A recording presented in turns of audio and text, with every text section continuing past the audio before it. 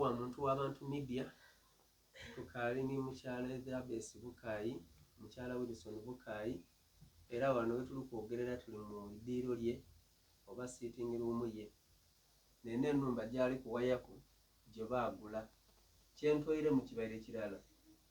baajja baakola ekiwandiiko ng'alina essente dizirawo oba tubweta bumalirivu tulinayo buti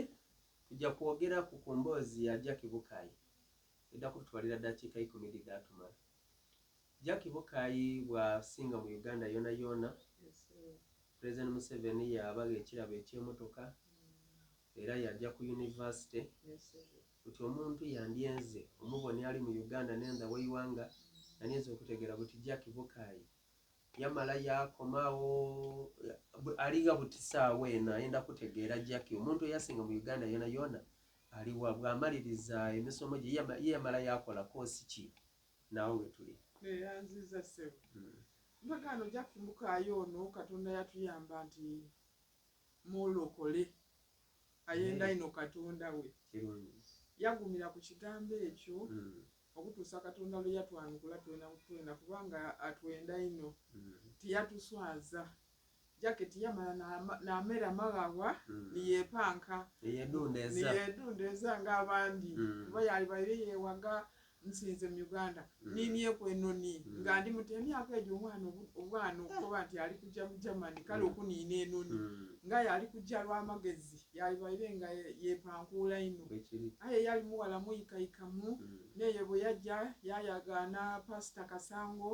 yamukyaza mu maka ge yamusembeza niye baali bamutegekeire yaloba kujjayo ate Pastor Kasango ono yafuna omukyala mu Germany muzungu aye omukyala omujamani oyo yamwenda ino omwana yaba maka gaiwe nga n'asaba n'abaweereza n'akola ki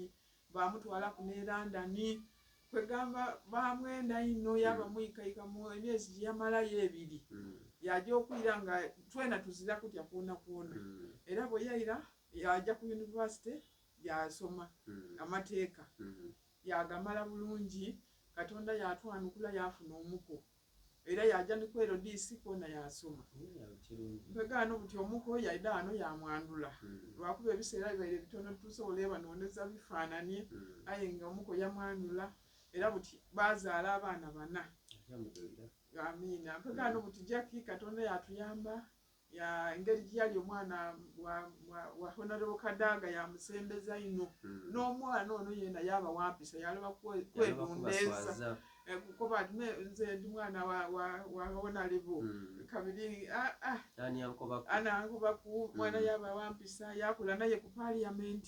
okutuusa we yamusembeza paka okutuusa ku idala buti yali ku mu bitiibwa byaigwe tiddi ku parliament buti kyakola yakola mu legal department ng'ow'amateeka oba nabo ba principal oba nabali batya akola ku parliament nga amateeka era omwaka ogwo oguwaire yajja yasoma amateeka gano okweyongera ku ediguli ey'okubiri era buti ali ni masters mu mateeka era omwana oyo yaregistaringa ali kwenda kufuna PhD mu mateeka era ali kusoma ali serious tusabe Mungu amusobozese amina buti bakali galala niba era bona balina omukwano n'empisa alina do kubanga omwami gaida ano yatwebaza afukamira awo omuko ate ng'omuko yena musomino aye yebaza mwebale kumpa mukazi mwebale kugamba kiratu kyewuunya mpegano buti n'omwana gaibwe ali mu siniya ya kusatu first born ali Kisubi St Mary's ali mu siniya ya kusatu aye amanga the best in the class era omwaka ogwo minisita waife Mama Janet Museveni yamuwa miliyoni namba olw'okwolesa science fair n'aba amanga the best kale omwana yali kutwala sciences waire ono yatwala amateeka aye ate kairi omuko ye wa sciences yali kutwala bya baba we kubanga omuko mu agriculture atwala region eno ya Busoga region mu bya agriculture